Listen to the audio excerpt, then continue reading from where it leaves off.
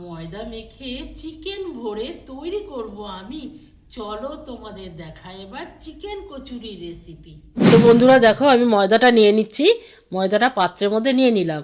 নিয়ে এবার ময়দাটা লবণ দিয়ে একটু তেল দিয়ে মেখে নিলাম।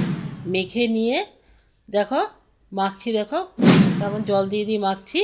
মেখে নিয়ে দেখো এমন মাখা হবে। দেখো এবার কড়াটা বসিয়ে দিলাম। কড়ার মধ্যে আমি একটু সম পরিমাণে তেল দিয়ে দিলাম। তেল দিয়ে তারপরে আমি ওই পেঁয়াজটা দিয়ে দিলাম। হ্যাঁ, পেঁয়াজের কিমাটা যেটা করেছিলাম ওইটা দিয়ে দিলাম। দিয়ে এরপরে আমি কাঁচা লঙ্কা, আদা, রসুন যেগুলো কিমা করে রেখে দিয়েছিলাম সেগুলো দিয়ে দিলাম। দিয়ে এবার ভালো করে নাড়িয়ে নিয়ে আমি ওর মধ্যে লবণ দিলাম, একটু হলুদ দিয়ে দিলাম। দিয়ে এবারে মাংসটা দিয়ে দিলাম, যেটা কিমা করে করা মাংস ওইটা দিয়ে দিলাম। দিয়ে ভালো করে কষাতে থাকলাম।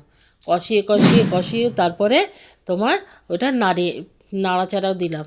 নাড়াচাড়া দিয়ে হ্যাঁ ওটা তুলে নিলাম।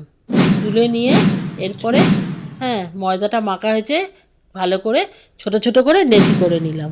লেচি করে নিয়ে ওর মধ্যে দেখো পুর ভরে এবার আস্তে আস্তে করে পুর ভরছি, দেখো পুর ভরে নিতে হবে। নিয়ে এবারে এগুলোকে সুন্দর করে বেলে নিতে হবে। বেলছি দেখো কেমন করে, এরকম করে বেলতে হবে। এবার কড়ার মধ্যে আমি তেল দিয়ে দিলাম। তেল দেখো কতটা তেল দিলাম। তেল দিয়ে এবার আস্তে আস্তে ওগুলোকে ভাজতে হবে। দেখো এমন করে ভাজতে হবে। ভেজে আস্তে আস্তে করে তুলে নিলাম। ওই যে ভাজছি, ভেজে আস্তে আস্তে করে তো ওগুলোকে তুলে নিই। তো বন্ধুরা, আমি আজকে চিকেন কচুরি বানিয়েছি। হ্যাঁ, এ দেখেন ভেতরে কতটা চিকেন ঢুকেছে, দেখেন কতটা খাস্তা হয়েছে ভেতরে, খুব খাস্তা হয়। আমি এবার খাচ্ছি, এবার দেখেন আমি খেয়ে দেখাচ্ছি আপনাকে। আমি আজকে মাংস দিয়ে খাচ্ছি, আপনারা পারলে যে কোনো জিনিস দিয়েই খেতে পারেন এটা।